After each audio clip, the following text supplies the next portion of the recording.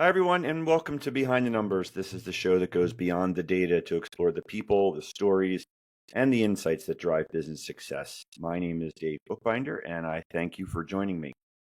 So I've got to ask you, gang, have you ever wondered what a clown could teach us about leadership? I'll be honest with you, I didn't either until I met today's guest. He is Eddy Smits. He's a TEDx speaker, motivational speaker, coach, author, and a former professional clown. Eddy, welcome to Behind the Numbers. Thank you. Thanks for having me. It's a pleasure. I think I covered, we'll call the high points about you, but I want you to tell the audience a little bit more about who you are and what you're doing. Yeah, I'll try to be as brief as possible. So I had my education as a teacher here in Belgium. I'm from Belgium originally. And what I found early on in my teaching is that I couldn't be creative enough. The system wouldn't let me. And that was in 1990 or something, I started to play puppet theater just as a hobby and stuff. And that was really nice. But I couldn't really make real money from it. It was not in demand anymore in that period. And that period here in Belgium was like there was a TV show that was hosted by a clown, and it had a gigantic success. And that triggered me. The figure of a clown triggered me. So I started to get into that, read books, get as much as information as I could. Remember, it was pre-internet, so I had to go to the library, had to rent videos and stuff. And more, I learned about clowning, and I got really into it. And at some point, I was asked, "Hey, would you like to perform for sick children in hospitals?" And I immediately said yes, because it was a good cause. It was voluntary. That was one. But also I thought, hey, this is a nice challenge for me as a clown. And that was such a revelation, not only in the work, but also in my clowning, because that meant there were things that just didn't work for sick children that were absolutely for normal children when you did birthday parties or when you were on stage. So I had to really not only reinvent myself, but also reinvent this clown. And through this whole process, and also with working with sick children and later palliative children, I learned so much about life, about people, and that is where my interest came from. Hey, I wrote these things on this side notes. Oh, put them in my drawer and said, that's a good thing. That's a good thing. And I had like a drawer full of this notes, and I thought I need to do something with it. So I started to type them out. And yeah, then the idea of a book came very easily, of course, very quickly. And that's also where I started to see these patterns in not only in clowning, in leadership, and all these things. And I saw these patterns that were the same in entrepreneurship, in leadership, in clowning, in everything. And I'm still doing that till today. I still work the way that I worked in hospitals, of course, now in my coaching. But the principles that I use, they are exactly the same. I don't know if that sums up a little bit where I come from, but that's originally the whole thing that I'm doing now and where it originated. Yeah, it's fascinating that, first of all, in doing the good work of what you're doing in entertaining and distracting the sick children, which is phenomenal in its own right, connecting those dots and bringing them into the world of leadership. And I'd like to get your perspective on some of those lessons that you did learn along the way, and what were some of the ahas as you were doing the clowning that made you think, yeah, this management can learn from these experiences. Yeah. There are a lot of things. After my period in the hospital, I also trained a lot of hospital clowns. And the number one rule I always had for them is it's not about you. Let me explain that a little bit. When you do birthday parties and when you are on stage, you are the center of attention. You are the artist, right? You come into people's home or on stage and everybody's looking at you, they're applauding, etc. Now, when you come in a hospital room, it's really the opposite. You have to follow the child. The child is sick. probably scared. When you come in, you don't get applause. On the contrary, they are scared, etc., etc. And that was funny to me because the whole situation was vice versa. And that's what I see also a lot in leadership, in people that are leading people, is they pull all the attention towards themselves instead of giving the attention to the people they work with. So there's one of the main things that I see in common that leadership and clowning have. Another big thing where I'm at is honesty. And in clowning or with children, it's being honest to children to get somewhere, right? In the beginning, when you do palliative work, you try to avoid the elephant in the room, right? A child has cancer, his hair is all out, they are bald. You try to avoid it.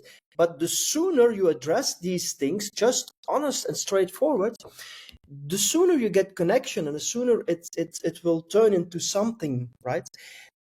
Exactly the same in leadership. We have to be honest, but it's not to others. It's the first place to ourselves, right?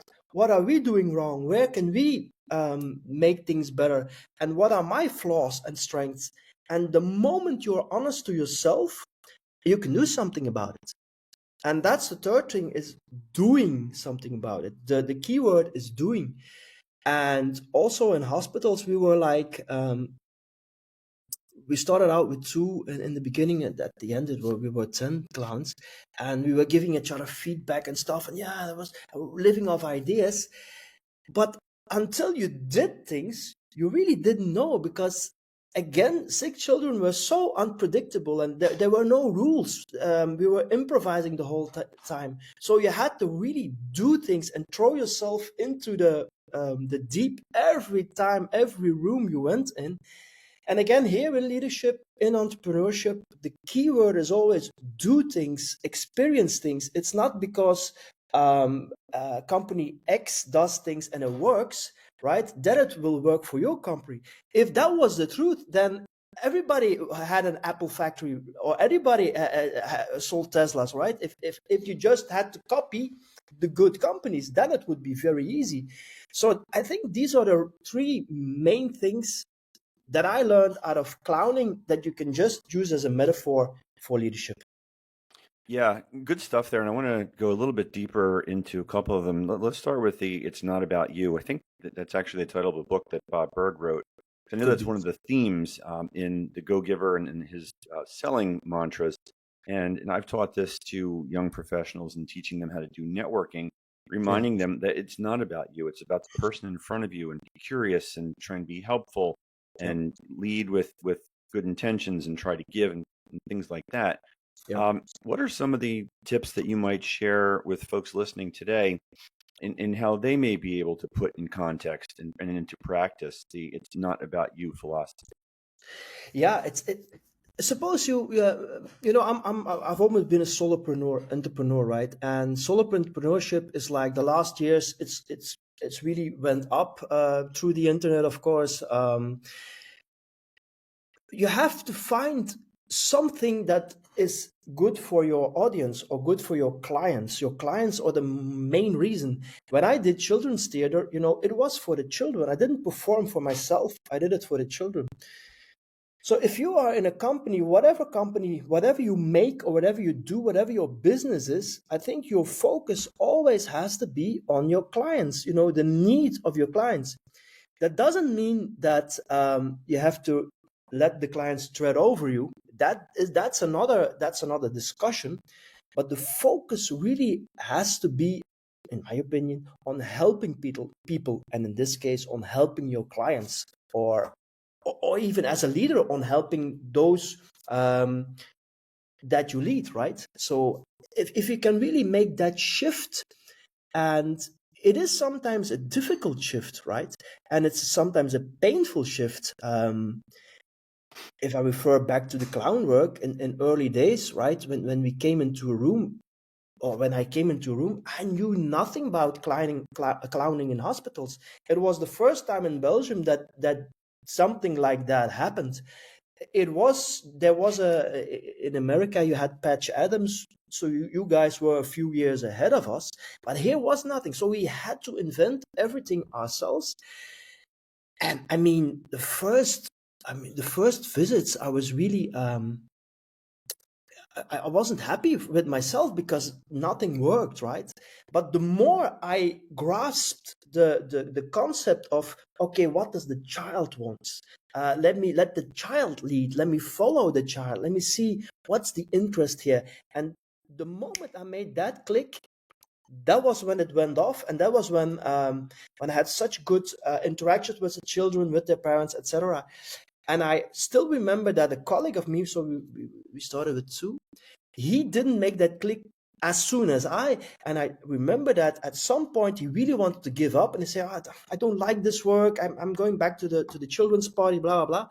And it was until I said, let's go together in a room, which we didn't do often, and that I really experienced with the more you lay with the child, let the child do things, the more he opened up, and the more he said, yeah, okay, that's what I'm wanted to try. Because what he did was he took a magic trick and he started to do a magic trick, but there was no incentive to the child. Does it love magic? Does it feel like doing magic? Etc., etc. And the moment he made that click, he also went off, and that was the moment that we felt like, okay, now here we are onto something. And I think in leadership that has to be some moment where you feel, all right, this is the shift I need, and this is also what I need to really let people follow me, because that's what's leadership about. And that's why I think it's really important. Let's talk a little bit about honesty, because there's a lot of ways to look at that. One is in the form of, maybe we'll call it, transparent communication. Yeah. But the other aspect, which I think you were probably alluding to, correct me if I'm wrong here, is being honest with yourself. What have you learned in working with your clients in terms of where leaders need to be more honest with themselves?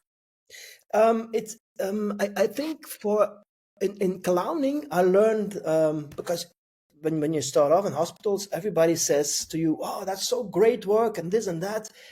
While the first months it wasn't that great, right? We were searching for a way to really do something with kids, and we had trouble doing it. And the first time I said to somebody, "Look, I know what you mean, and it sounds all great, but to be honest, I'm really struggling here." And that takes a kind of courage, because that lifts you off that pedestal a little bit. And while people are admiring you and saying, "Oh, you do such good work, and this is so valuable for everybody," and then to say, "But actually it isn't working very well," that sets you off to asking for help. That sets you off in talking to people, and that sets you off to make things better. And that's what honesty does. That was also later in my business. If you're honest to yourself, say, "Hey, I'm not making my revenue here," right? And if you let it out as, "Hey, I'm making such good money and everything is fine, fine, fine," but the moment you really are honest to people, like your accountant doesn't know it, but like your family, like your wife, like your colleagues, and saying, then you get help, and then you ask for help, and then you go to the next level. So it works both ways. And the honesty is you really need that to yourself to know where you are. And from there, if you have the really honest and clear vision of where you are, then you can go to the next level. I always compare it in my coaching with, in coaching, you want to go from A to B, right? But if you don't know where A is, you can never come to B. If somebody asks me the way, if I am somebody where, but I don't know where I am, I can't explain to him where he has to be. So you have to be really honest to yourself. Here, this is my A. That's where I am now. And then you can start going to B. And it's something that a lot of people don't do. They are really not honest to themselves. They live in a kind of fantasy. And as soon as they wake up, then they can move on. Yeah, I like the way you frame that as being honest with yourself. What I'm hearing in parsing business speak is vulnerability, right? You're Yeah, showing your people the vulnerability side because we're all taught we need to be authentic, we need to be vulnerable. But what does that mean and how do you do it? But I yeah, think you hit it on the head. It starts by being honest with yourself. yeah. I want to talk to you about the third component here when you talk about doing something. So, Mm, in terms of doing something, you've got to know what to do and when to do it, and mm, sometimes when not to do it. mm. What are you seeing in the folks that you're working with regard to that aspect? Yeah. Well, I always say to people, there is no good time, there is no bad time, there's only now. You can only do things now, and what you do now will reflect on what is happening in the future. And there's also no wrong and no right, or but you really have to do certain things. You really have to jump in things. You know, when I was doing my children's theater and my educational things and stuff, um, it was always a gamble, right? But if we didn't do it, we didn't know it. We made um, um, products or shows that were so expensive to make, and they brought in zero money.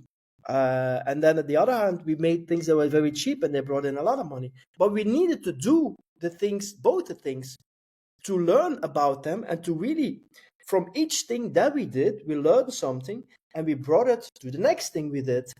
And until today, I still do things that afterwards I think, how could I be so stupid? But that's just what you need to be doing. You have to be sometimes really stupid to get smarter, right? And you have to just keep on do it. I also that's also what I say to people who have, like, in meetings and stuff, right? People meet all the time and there's so much blah blah going on, and in doing something, you know exactly where you are. You know what is right. You know what works. You know which people are against you. You know which people are with you, etc., etc., etc. It's only in the doing. Again, in my coaching, I say you can't learn to swim by reading a book, right? You have to jump in the water. That's how you learn to swim. And you can read 10 books, you can watch 10 videos, but ultimately it's the doing, and it's jumping in the pool and swimming. And as long as you don't do that, it's not going to work. Same as leadership. Just try out things, and yeah, of course, some things will be will come back flat on your nose or flat on your face again, and but yeah, that's the name of the game. If you don't do it, you don't know it. And that's also the kind of fear what people also often have, afraid of doing things because it could go wrong. But here again, if you transfer that to clowning, the clown gets a success when he fails. The old black and white movies. If Charlie Chaplin stumbles, the audience laughs. So the audience laughs with his mistakes. So the idea of the clown is, ooh, I have to make mistakes because that's my success. And if you have that mentality, right? Okay, let me make mistakes because then I will have success. If you can figure that out like that, yeah, that's the way to go, and that's the way to get to success, actually. And that's literally out of clowning. Yeah, Yeah, fascinating analogy because I think unanimously everybody who's been on my program has said that every one of their successes was born from failure, yeah, and yeah, failure gave them the inspiration to give them a chance to start over. yeah. So interesting how you draw that parallel. Yeah. Everything that you've talked about requires a lot of, we'll call it introspection and hard work. Yeah. What do you do, and how do you deal with your coaching clients who maybe are making excuses as to why they can't or shouldn't do something? Yeah.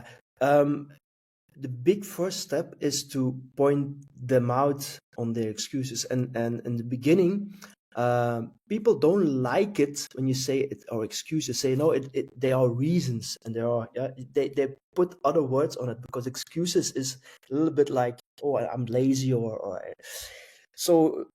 Only the first step is really to to make them notice that they are making excuses, because they don't see it as excuses. They don't see it. They see it as a reality, right? If somebody tells me, Eddie, I don't have the money to do that, they see that as a reality. And in their world, that is their reality. But the thing is, it's in their world, and by seeing only their world, they don't see the other possibilities.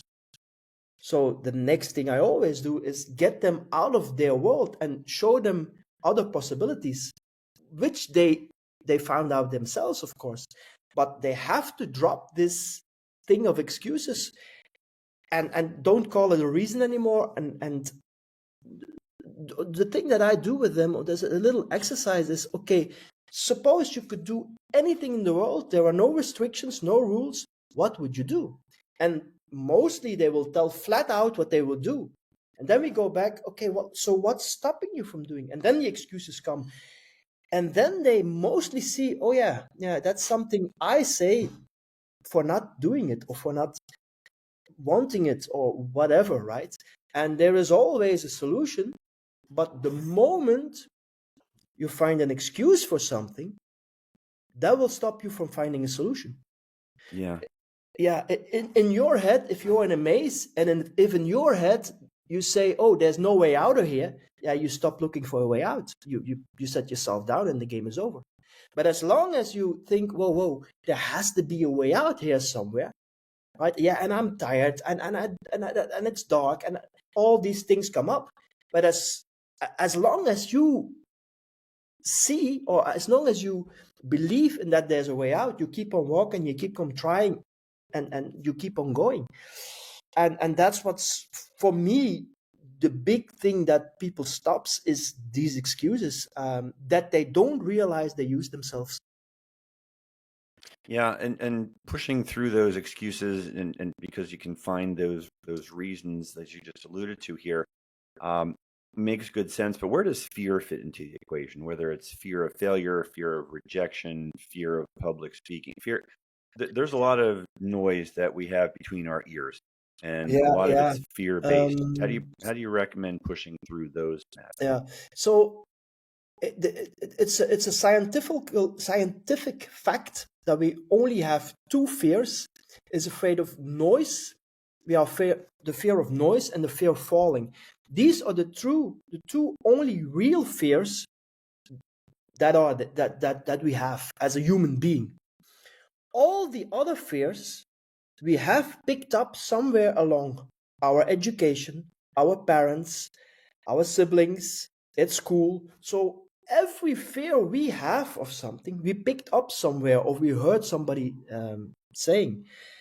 If your mother is afraid of mice, right, then chances are very big that you are afraid of mice, right?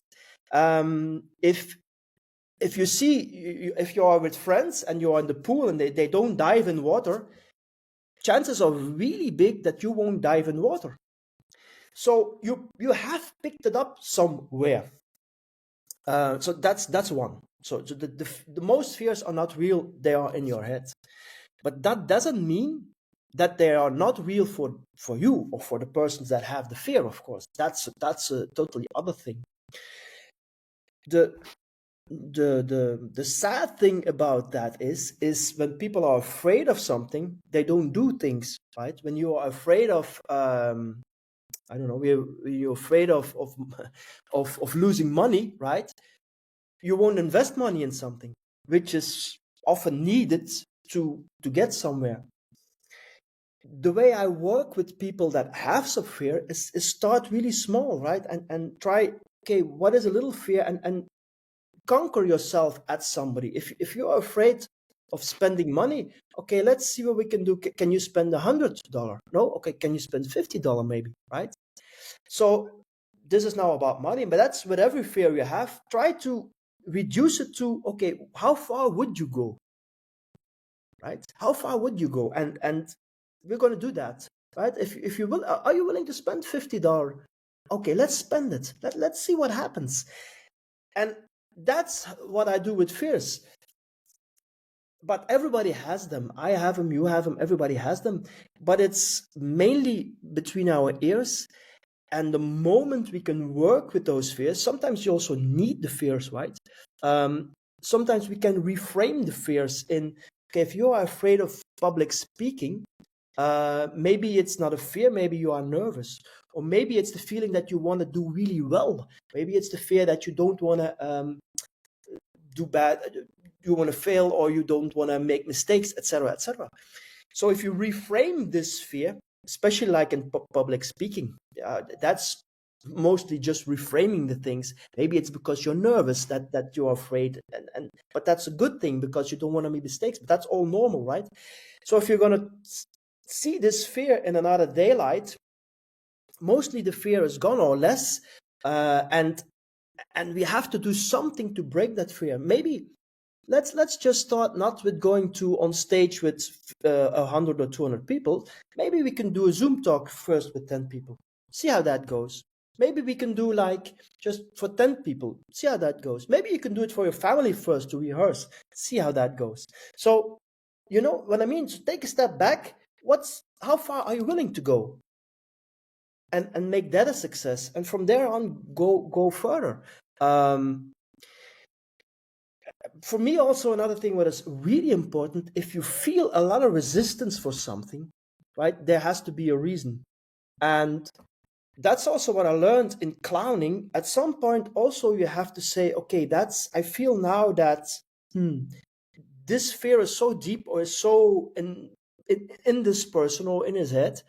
Let's leave it that way. In that case, we are saying, okay, you're afraid of public speaking. Okay, that's okay. So what's another way you can do it to people? Or maybe you can, I don't know, maybe you can do it on another way if you have to speak for people. What else could you do? Or what's another possibility? You know what I mean? Because sometimes the fear is actually so big with these people. If you push them too hard, then you don't accomplish anything. And that was the same with children in hospitals, right? If you at some point you felt, okay, I've tried a few things, this is really not going to work here. The kid stays afraid, or if you then push further, then the kids will cry, and what have you accomplished then? Then it's just the opposite of what you want to accomplish. But that, of course, is a thin line, and as a coach, it's a little bit of experience. It's asking the right questions. It's really looking at the body or at the body language of somebody. And if you really feel, okay, this is the most I can push. Yeah, okay, then you have to find a way around it. And that's also what a clown actually does. Just a little example. I remember some kids were really afraid of us as a clown, or were afraid in general. And what we did then is work around them. So then we started to play with the parents, or we started to play with their siblings, or we started to play with their stuffed animals or something that were there. So we moved around the problem, and then at some point the kid would come to us.